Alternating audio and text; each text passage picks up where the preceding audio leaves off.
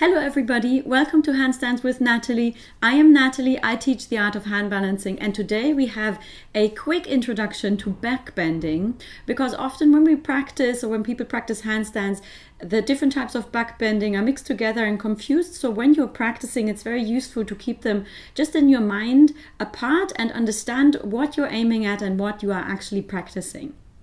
So let's get started.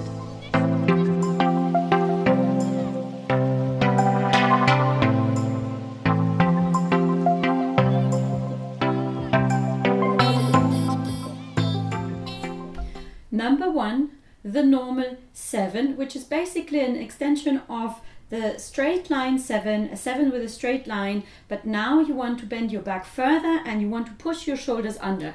And this is what it looks like.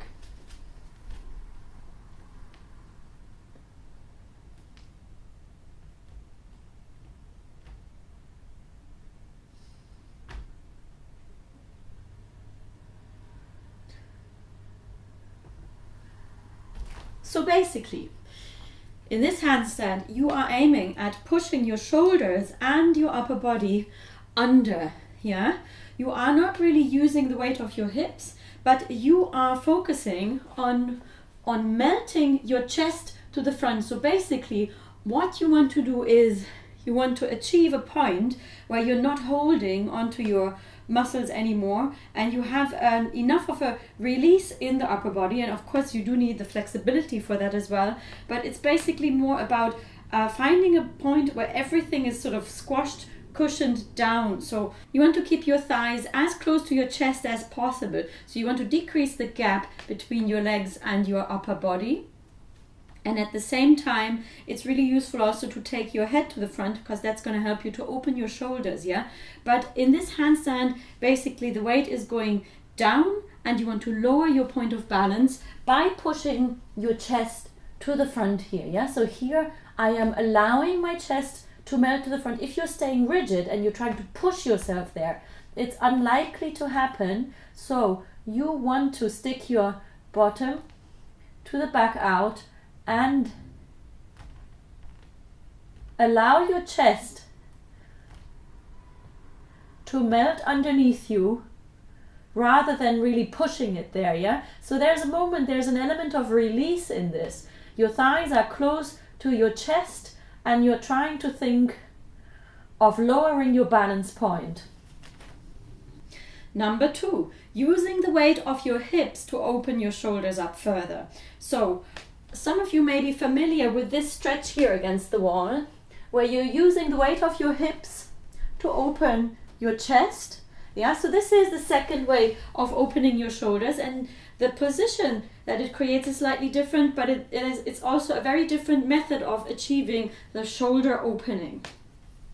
So this is a 7 that uses the weight of the hips in order to open the shoulders. So I'm trying to keep an opposition between the shoulder opening and my hips going back, and that's what it looks like.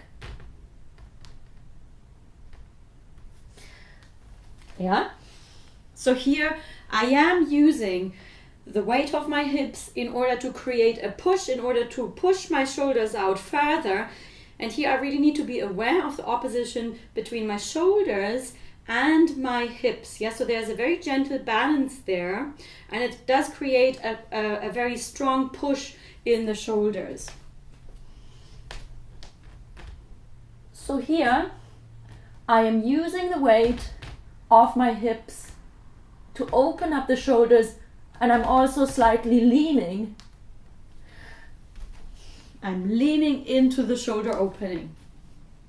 The third way of opening your shoulders is likewise by creating a counterbalance between your hips and the opening of your shoulders, but this time I'm going to take my weight entirely, my feet entirely to the back, and you really need to keep your lower back very engaged and straight here, right? Because we don't want to get into a scorpion position. We really want to stabilize the lower back and use that as leverage in order to open up the shoulders more. And here again, I have to lean into my shoulders as well as be aware of the weight of my hips.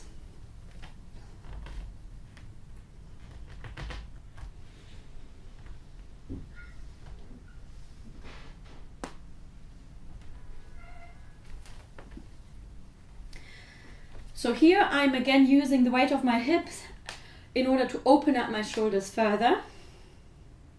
And these are the 3 different ways of opening up your shoulders. So when you practice now, you can be more aware of what exactly you are aiming at in your shoulder opening.